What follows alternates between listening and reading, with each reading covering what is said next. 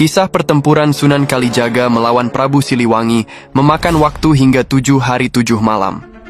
Dalam kisah pertempuran itu, Sang Sunan sampai harus menikahi Nyai Roro Kidul untuk mengalahkan Prabu Siliwangi. Diketahui, Sunan Kalijaga adalah sosok yang tergabung dalam kelompok 9 Wali Songgo. Perannya sangat signifikan dalam penyebaran agama Islam di Pulau Jawa. Sementara Prabu Siliwangi atau juga disebut Sri Baduga Maharaja adalah tokoh yang digambarkan sebagai raja di kerajaan Sunda Pajajaran bercorak Hindu sebelum berkembangnya Islam di tanah Sunda. Pertempuran antara Sunan Kalijaga melawan Prabu Siliwangi dilandasi karena alasan penyebaran ajaran Islam. Sang Prabu yang dikenal sakti dan ahli strategi pun sangat sulit untuk ditaklukkan. Kekuatan Prabu Siliwangi yang dahsyat sampai-sampai membuat Sunan Kalijaga harus menikahi penguasa Laut Selatan, Nyai Roro Kidul. Dijelaskan bahwa pertempuran itu bermula dari niat Sunan Gunung Jati yang ingin mengislamkan Sang Prabu. Sebelumnya, Pangeran Arya Kemuning, Dewi Mas Gandasari, dan Dimas Roro Kencono Wunggulah yang ditugaskan Keraton Cirebon untuk mengalahkan Prabu Siliwangi. Namun kekalahan harus dialami ketiganya lantaran kesaktian Sang Prabu. Terlebih, Prabu Siliwangi juga ahli dalam strategi perang. Sampai kemudian, Sunan Gunung Jati menugaskan Sunan Kalijaga untuk mengalahkan Prabu Siliwangi dan meruntuhkan kekuatannya. Namun lagi-lagi, Sri Baduga Maharaja mampu mempertahankan tahtanya. Sementara Sunan Kalijaga harus mundur perlahan. Tak mau menyerah begitu saja, Sunan Kalijaga yang dikenal taat beragama itu meminta petunjuk kepada Sang Khalik agar bisa mengalahkan Prabu Siliwangi demi menyebarkan ajaran Islam. Sunan Gunung Jati pun meminta Sunan Kalijaga untuk mendatangi Laut Selatan dan bertemu dengan Ratu Kidul, Nyai Roro Kidul. Tujuannya untuk meminjam senjata pusaka berupa tombak Karera Reksa. Sebab, Sunan Gunung Jati tahu betul bahwa pusaka itulah yang mampu menumbangkan kesaktian Sang Prabu. Namun, ketika sampai di Laut Selatan dan bertemu dengan Nyai Roro Kidul, Sunan Kalijaga justru mendapat penolakan.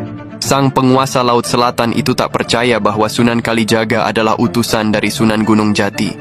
Dengan karomahnya, Sunan Kalijaga pun membawa Nyai Roro Kidul menghadap Sunan Gunung Jati untuk membuktikan kebenaran sesungguhnya. Wahai putri Prabu Siliwangi, hanya engkaulah yang mampu mengalahkan kesaktian ayahmu, maka dengan segala hormat pinjamkanlah Kalijaga pusakamu yang bernama tombak Karera Reksa, pinta Sunan Gunung Jati. Sang penguasa Laut Selatan itu bersedia meminjamkan pusakanya, namun dengan satu syarat. Ia meminta agar yang meminjam pusaka itu menikah dengannya.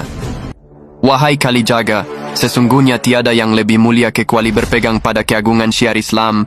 Menikahlah dengannya Ratu Kidul atas nama Islam dan bukan karena nafsu, ujar Sunan Gunung Jati.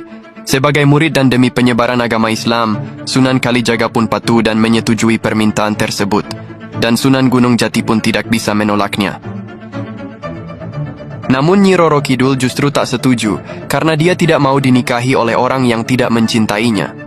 Selain itu, sang ratu juga masih mempertanyakan kesetiaan Sunan Kalijaga padanya. Nyi Roro Kidul pun menguji kesetiaan calon suaminya itu. Ia meminta Sunan Kalijaga untuk membawakannya tasbih kecubung wulung di Laut Merah. Tanpa membuang waktu dan dengan karomahnya, Sunan Kalijaga pun bertafakur dan meminta petunjuk kepada Allah.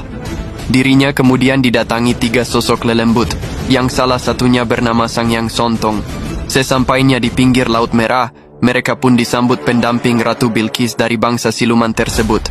Di sana, Sunan Kalijaga diberikan Nur Sulaiman berwujud peti ukir dari alam hasrat. Di dalam peti itulah terdapat tasbih berbahan batu kecubung hijau atau tasbih kecubung wulung. Setelah mendapatkannya, Sunan Kalijaga lekas kembali dan menemui Sunan Gunung Jati juga Nyai Roro Kidul. Nyai Roro Kidul akhirnya bersedia menikah dengan Sunan Kalijaga sekaligus meminjamkan pusaka tombak Karera Reksa.